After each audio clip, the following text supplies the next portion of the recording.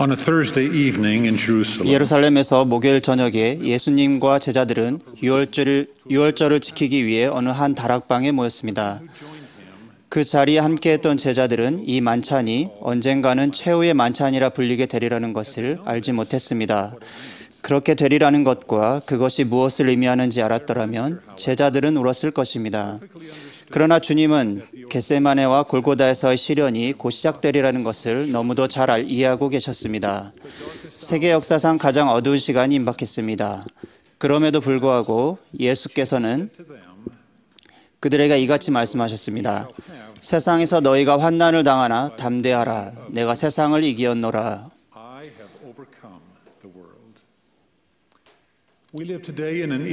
오늘날 우리는 주님께서 에녹에게 사악함과 보복의 날이 될 것이라고 예언하셨던 격동과 불확실성의 시대를 살고 있습니다. 환난과 역경의 시기가 닥쳐오겠지만 그럼에도 기뻐하고 즐거워해야 할 이유가 있습니다. 우리는 하나님께서 아들의 재림을 대비하시어 지상에 그분의 교회와 왕국을 회복하신 마지막 경륜의 시대를 살고 있습니다. 보이드 K. 패커 회장님은 손자, 손녀들과 그들이 살아갈 더욱 험난해져갈 세상에 대해 이야기하신 적이 있습니다. 그들은 생애 동안 수많은 사건들이 일어나는 것을 보게 될 것입니다.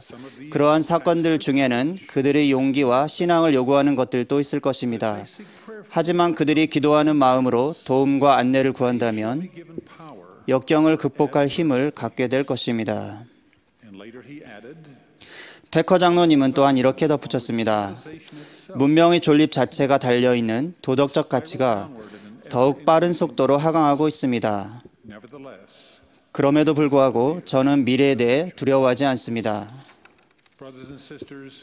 형제자매 여러분, 하나님께서 우리와 함께 하시기 때문에 미래에 대해 두려워하거나 소망과 담대함을 잃고 머뭇거릴 필요가 없습니다. 예수님께서 갈릴리에서 새로 부른 제자들에게 주신 권고의 말씀으로 가장 먼저 기록된 두 마디 말은 두려워 말라입니다. 주님께서는 성역을 베푸시는 동안 여러 차례 그 권고를 주셨습니다. 우리 시대의 성도들에게 구주께서는 이렇게 말씀하셨습니다. 기뻐하며 두려워 말라. 이는 나 주가 너희와 함께하며 너희 곁에 서 있을 것임이니. 주님께서는 교회와 백성들 곁에 서 계실 것이며 그분께서 오실 때까지 그들을 안전하게 지켜주실 것입니다.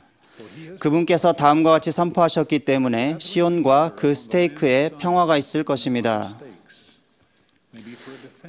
또 시온의 땅에 그리고 그 스테이크들에 집합하는 것이 진노가 온 땅에 섞인 것이 없이 쏟아져 내릴 때 폭풍우를 피하고 진노를 피할 방어진이 되며 피난처가 되게 하라. 교회는 회원들을 위한 안전의 방벽으로 서 있습니다. 비록 세태가 때로 매우 심각한 상태에 빠지기도 할 테지만 충실한 후기 성도들은 시온의 스테이크에서 평안을 찾을 것입니다. 주님께서는 손대지 아니하고 산에서 뜨인 돌이 굴러 나아가 드디어는 온 땅을 가득 채울 것이라고 선언하셨습니다. 어떠한 인간도 그 앞을 가로막을 힘을 갖지 못할 것입니다. 하나님께서 이 사업을 주관하시며 예수 그리스도께서 모퉁이 돌이시기 때문입니다. 니파이는 시연을 통해 후일에 하나님의 어린 양의 권능이 성도들과 주의 성약의 백성 위에 내려옴을 보았으며 그들이 영광 중에 의와 하나님의 권능으로 무장하리라는 것을 보았습니다. 개인으로나 가족으로 우리 모두는 단지 예수 그리스도 교회에 충실하고 참된 성도로 남으며 영이 우리의 안내자가 되게 한다면 하나님의 권능을 요새로 삼아 무장할 수 있습니다. 시련이 올 수도 있고 우리에게 또는 우리 주변에서 일어나는 모든 일을 이해하지 못할 수도 있습니다. 하지만 우리가 주님을 겸손하고 조용히 신뢰할 때 그분은 우리가 어떤 시련을 겪든지 힘을 주시고 인도하실 것입니다. 우리가 바라는 것이 다만 주님을 기쁘게 하는 것이라면 우리 깊은 내면에 평화가 느껴질 것입니다. 회복 초창기에 교회 회원들은 격심한 시련을 겪었습니다. 브리검영 회장은 그 시기에 대해 이같이 말했습니다. 사방에서 당장이라도 살인과 파괴의 악행을 저지르겠다고 위협하는 폭도들에 둘러싸였을 때 저희 영은 마치 지금 제가 즐거워하고 있듯이 그저 기쁘기만 했었다는 것을 기억합니다. 전망이 아무리 흐리고 암울하게 보일지라도 복음 안에서 그 결과가 진리의 대의에 유익이 될 것이라는 것을 제가 알지 못한 적은 없었습니다.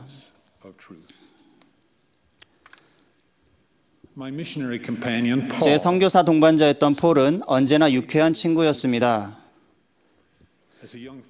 젊은 아버지가 된 그는 다발성 경화증을 앓았습니다. 그로 인한 시련에도 불구하고 그는 기쁨과 훌륭한 유머 감각으로 다른 사람들을 위해 계속 봉사했습니다. 한 번은 그가 휠체어를 타고 제 사무실에 들어오며 이렇게 말했습니다. 전동 휠체어를 탄 삶이 바야흐로 시작되었다네. 폴이 죽기 몇 년 전에 수백 명이 응원하는 가운데 성화 봉송을 했던 것을 절대 잊지 못할 것입니다. 활활 타오르던 그 불꽃처럼 폴의 신앙은 시간이 지나도 절대 시들지 않았습니다. 브리검영 대학에 다닐 때 여러 청년들과 한 집에서 살았습니다. 제 룸메이트 브루스는 제가 알아온 사람들 가운데 가장 낙관적인 사람이었습니다. 우리는 그가 어떤 사람이나 어떤 상황에 대해 부정적인 말을 하는 것을 들어본 적이 없었으며 그의 곁에만 있으면 항상 기분이 좋아졌습니다. 그의 유쾌함은 구주와 복음에 대한 변치 않는 신뢰로부터 흘러나왔습니다. 어느 추운 겨울날 또 다른 친구인 톰이 대학 캠퍼스를 가로질러 걷고 있었습니다. 아침 7시밖에 안 되어 캠퍼스는 텅 비었으며 어두웠습니다. 차가운 바람을 동반한 채 눈이 펑펑 내리고 있었습니다. 정말 우울한 날씨야 라고 톰은 생각했습니다. 계속 걸어가는데 눈이 내리는 어둠 속에서 누군가의 노랫소리가 들렸습니다. 역시나 예상했듯이 휘몰아치는 눈을 헤치며 언제나 낙천적인 친구 브루스가 나타났습니다. 팔을 하늘로 뻗은 채 브로드웨이 뮤지컬 오클라호마에 나오는 노래 한 소절을 불렀습니다. 오 아름다운 아침, 오 아름다운 날, 내 마음 가득한 아름다운 느낌, 오늘 하루 모든 일 잘 되리.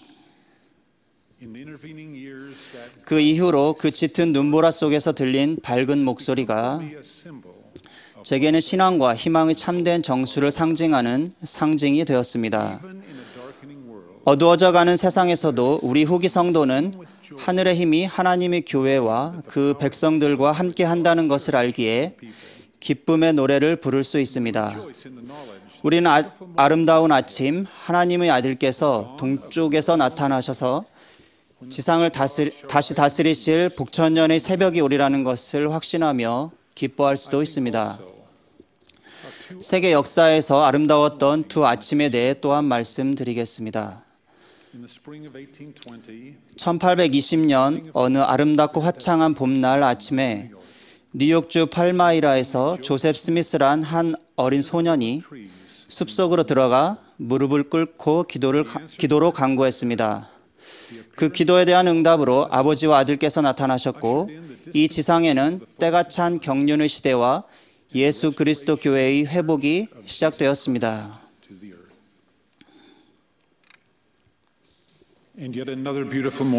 또한 거의 2000년 전 예루살렘 성 바로 밖에서 또 하나의 아름다운 아침이 밝았습니다.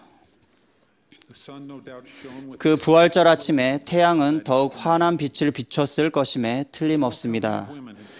몇 명의 여인들이 십자가에 달려 돌아가신 주님의 몸에 향유를 붓기 위해 동산 무덤으로 찾아왔습니다. 두 천사가 그들을 만나 이렇게 말했습니다. 어찌하여 살아있는 자를 죽은 자 가운데서 찾느냐? 여기 계시지 않고 살아나셨느니라.